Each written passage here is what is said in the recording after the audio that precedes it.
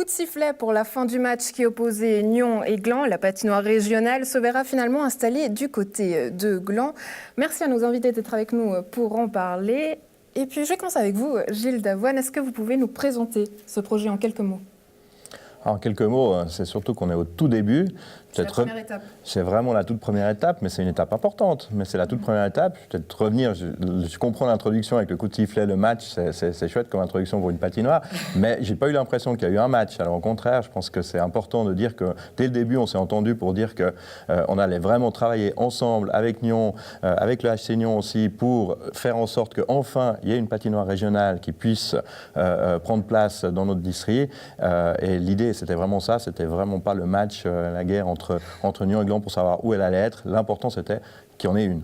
Stéphanie, je vous entends rire, vous confirmez ? Je confirme, oui, c'était vraiment, vraiment important. Depuis le temps qu'on parle d'une patinoire dans la région, le dernier projet, c'était Sancergues, projet qui a échoué. Donc on a vu le succès de ces patinoires éphémères. Maintenant, il fallait vraiment passer au stade supérieur et on s'est vraiment mis d'accord, les trois partenaires qui sommes là. Où est-ce qu'elle sera, du coup, cette patinoire, Gilles ? Alors ça, c'est encore la grande question, parce que, alors, à Gland, c'est une chose, ça, on a compris. Après, à Gland, on m'a dit dernièrement que c'était Byzance, on avait 2 terrains et pas qu'un seul. Alors oui, mais ça pose aussi d'autres questions.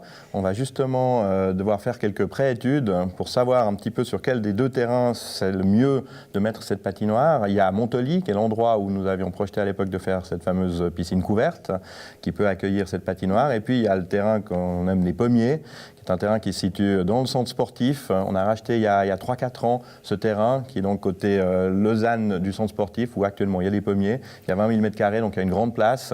Les 2 terrains ont cet avantage d'être déjà en zone d'intérêt public, donc on pourrait construire demain la patinoire dessus. Il y a juste quelques décisions encore politiques à prendre, mais disons que ça sera un de ces 2 terrains-là. Un projet d'entente entre les 2 municipalités, vous l'avez soulevé. Et puis, la ville de Nyon reste impliquée dans ce projet avec le préavis d'Isren. Est-ce que vous pouvez nous en dire un petit peu plus, Stéphanie ? C'est encore long d'en parler d'Isren, mais enfin, nous, on n'avait pas de terrain. Contrairement à Gland, qu'on a 2, nous, on n'avait pas un terrain pour démarrer en projet immédiatement. Donc c'est pour ça qu'on a suivi Gland, qui a la chance d'avoir 2 terrains. Et puis effectivement, par contre, on a dit qu'on allait s'engager pour cette patinoire. Et puis s'engager, c'est pas seulement de le dire, ça sera effectivement de le financer. Et ça pourra se faire dans le cadre, on l'espère, de la région. Mais là aussi, je pense qu'il est encore un peu tôt pour en parler, de savoir exactement comment ça va se faire. Mais oui, Nyon pourrait être ville porteuse du projet dans le cadre du DISREN. Il y a une vraie logique à ce que ça soit un projet soutenu par la région. On a déjà travaillé aussi lors de notre commission entre Nyon, le HC Nyon, Gland. Il y avait aussi Gérard Produit, qui est de la commission des sports du conseil régional. C'est vrai qu'il y a une logique, c'est une patinoire régionale. Maintenant, c'est vrai qu'il va falloir déjà déterminer les cercles porteurs, cercles solidaires, et puis commencer. Alors, l'avantage de ce projet, aussi pour le conseil régional, c'est que ça sera certainement le premier projet qui pourra être de A à Z porté également par la région. Pour l'instant, le DISREN étant assez récent, on a des projets qui sont arrivés, qui étaient déjà assez mis en place. Le passage sous voie, d'ailleurs, qu'on vient de voir, c'est le premier projet qui sera terminé et qui aura eu un financement régional. Ça, ce projet-là de patinoire régionale, ça serait l'occasion, effectivement, d'avoir un projet qui, depuis le début, donc dès les études, ferait l'objet aussi de préavis d'ISREN, du conseil régional. Mais quand on pense patinoire, on pense forcément au club. Dominique Poupert, il y a quelques mois, vous lanciez justement le puck du côté politique. Mais est-ce que le HC Nyon, il a cette ambition, finalement, de devenir un club régional et de disparaître, peut-être ? Il l'est déjà. Après, comme on le disait au début, quand on a eu les premières discussions, des gens nous ont dit « Mais si la patinoire file à Gland, vous allez l'appeler comment ?» Et la réponse que je donne, elle est facile. Le jour où on se pose la question, c'est qu'on aura gagné. Mais du coup, aujourd'hui, la question, elle se pose, elle s'y prête. Donc, qu'est-ce que vous répondez ? On est le seul club régional à évoluer en ligue normale, parce qu'on joue en 3e ligue.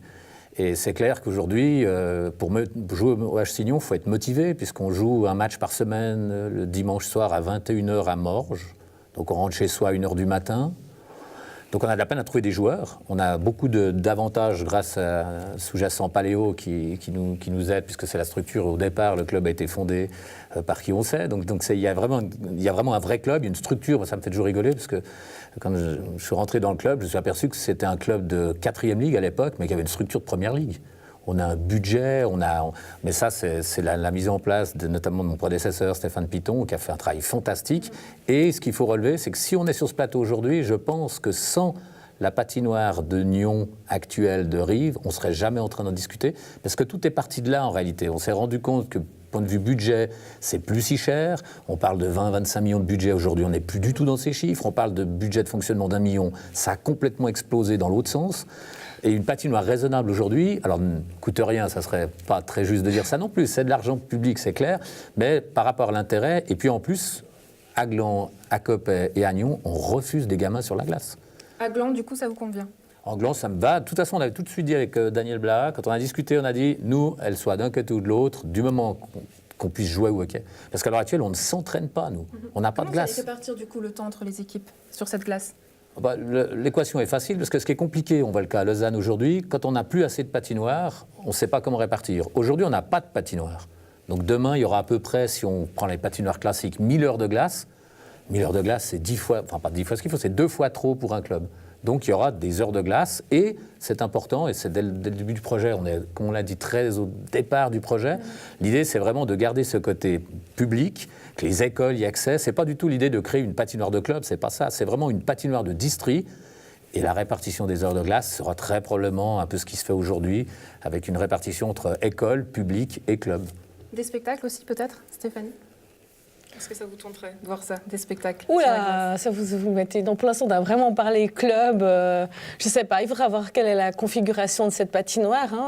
On la veut régionale, donc c'est vrai qu'en discutant avec la région, il faut d'une certaine taille, il faut pouvoir accueillir du public. Maintenant, il est encore trop tôt pour dire exactement comment elle sera, combien de personnes pourront être accueillies et puis qu'est-ce qui pourra être fait avec. Une manière peut-être aussi de couvrir les frais. Gilles Davoine, le budget, vous l'estimez à combien pour cette patinoire? Alors, il y a deux choses. Il y a l'investissement de base. Alors, l'objet lui-même, sans terrassement, sans les routes, sans le parking, etc., on dit à peu près clé en main 6 millions. À peu près pour une patinoire qui est dimension match Première Ligue, avec 18 vestiaires et un restaurant. C'est à peu près ça le concept. Après, on ne sait pas déjà, par exemple... La piscine, là derrière? Peut-être, effectivement. Alors, le budget de la ville de Gland aujourd'hui, avec son tableau des investissements, il y a 25 millions pour patinoire piscine dans le tableau des investissements.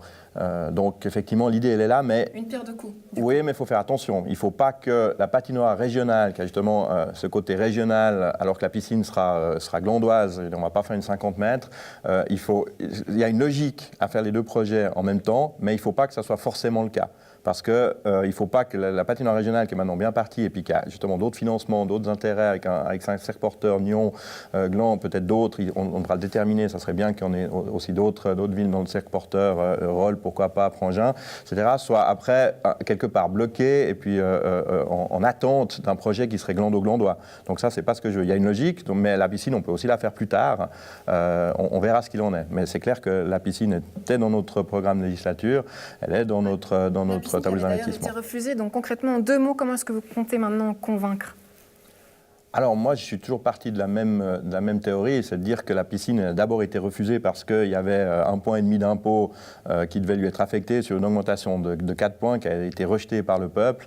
Je pense qu'on a d'abord rejeté justement des coûts qui étaient présentés comme étant trop importants pour la ville de Gland, avec une augmentation d'impôt de 4 points, alors qu'on a vu ces dernières années qu'il n'y avait pas de motif finalement à une augmentation d'impôt de cette sorte, et que ces coûts de fonctionnement auraient très bien pu être pris dans le cadre du budget habituel. J'ai des comptes 2017 que je vais certainement présenter avec 7 ou 8 millions de marge d'autofinancement, vu comme ce que je peux déjà en dire par rapport à mois de novembre, et des projections qui peuvent être faites.